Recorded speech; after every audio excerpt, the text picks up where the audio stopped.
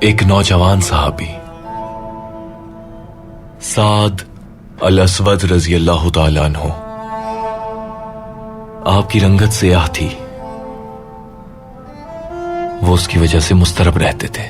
حضرت سعد ایک دن رسول اللہ صلی اللہ علیہ وآلہ وسلم کے حضور پیش ہوئے۔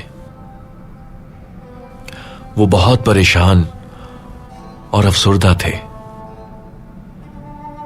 کہا کہ یا رسول اللہ، میرے چہرے کی سیاہی جنت میں داخلے سے روک دے گی کیا؟ پیغمبر اکرم نے فرمایا کہ مجھے قدرت رکھنے والے اپنے رب کی قسم ہے، اگر تم اللہ کی اطاعت کرتے ہو اور اس کے پیغمبر کی تعلیمات پر ایمان رکھتے ہو تو تمہیں کوئی بھی شے جنت میں داخلے سے نہیں روک سکتی۔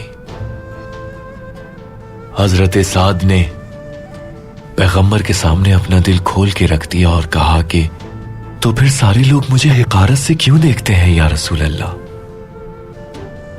مجھے اپنی بیٹی کا ہاتھ کوئی کیوں نہیں دیتا؟ پیغمبر اکرم نے حضرت سعد سے فرمایا کہ عامر بن وہاب کے گھر جاؤ اور ان سے کہو رسول اللہ نے سلام بھیجوایا ہے اور انہیں اپنی بیٹی کا نکاح تم سے کرنے کو کہا ہے۔ حضرت سعد پیغمبر اکرم کی ہدایت کے مطابق اسی وقت عامر بن وہاب کے گھر پہنچے، انہیں پیغمبر اکرم کا پیغام دیا۔ انہوں نے سوچنے کے لیے کچھ وقت مانگا، فرمایا میں گھر میں مشورہ کر لوں، اس کے بعد آپ کو جواب دوں گا۔ لیکن ان کی بیٹی نے کہا اگر رسول اللہ کو یہ بات مناسب لگتی ہے تو مجھے بھی یہ رشتہ قبول ہے، ہمیں مشورہ کرنے کی کوئی ضرورت نہیں بابا، ہرگز نہیں۔ اور پھر حضرت عامر نے وہ رشتہ قبول کر لیا۔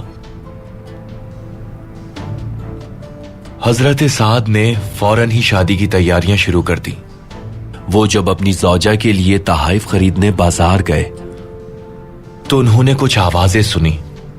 پیغمبر اکرم کا منادی بلند آواز سے مسلمانوں کا محاصرہ کرنے والوں کے خلاف مومنین کو جنگ کی دعوت دے رہا تھا۔ شادی کی خواہش رکھنے والے اور رب کی خاطر شہادت کا شوق رکھنے والے حضرت سعد تذبذب کا شکار ہو گئے کہ وہ اپنی زوجہ کے ساتھ رہ کر ایک خوشگوار زندگی گزاریں یا پھر تلوار اٹھا کر جنگ میں شریک ہو جائیں۔ انہوں نے ایک مشکل فیصلہ کیا، اپنی ہونے والی زوجہ کے لیے تحائف کے درہموں سے تلوار خرید لی، اپنے گھوڑے پر سوار ہوئے اور جا کے لشکر میں شامل ہو گئے۔ اپنی پوری قوت سے جنگ کرنے والے حضرت سعد نے اپنے گھوڑے سے اتر کر آستینوں کو چڑھایا اور پیدل ہی میدان میں جنگ کرنے لگے۔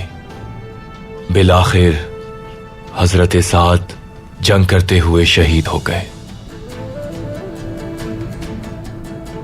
پیغمبر اکرم نے ان کے بے جان جسم کو دیکھا اور افسردہ آواز میں اپنے اطراف موجود لوگوں سے کہا سعد کی تلوار، خنجر، اس کا گھوڑا اور جسد خاکی اس خاتون کو جا کر دے دو جو اس سے شادی کے لیے راضی تھی، اور اس کے باپ سے کہنا کہ جس کے سیاہ رنگ کی وجہ سے تم اپنی بیٹی اسے دینے میں متردد تھے، اس سعد کی اللہ نے جنت میں حور سے تزویج کی ہے۔ شہادت ایک بلند مقام ہے، لیکن شہادت کے مرتبے کے لیے اس کے لائق حیات گزارنا ضروری ہے۔ حضرت سعد نے اپنے نفس کو چھوڑ کر اپنے لیے شہادت کو منتخب کیا، اور اللہ نے انہیں شہادت کا عظیم مرتبہ نصیب کیا۔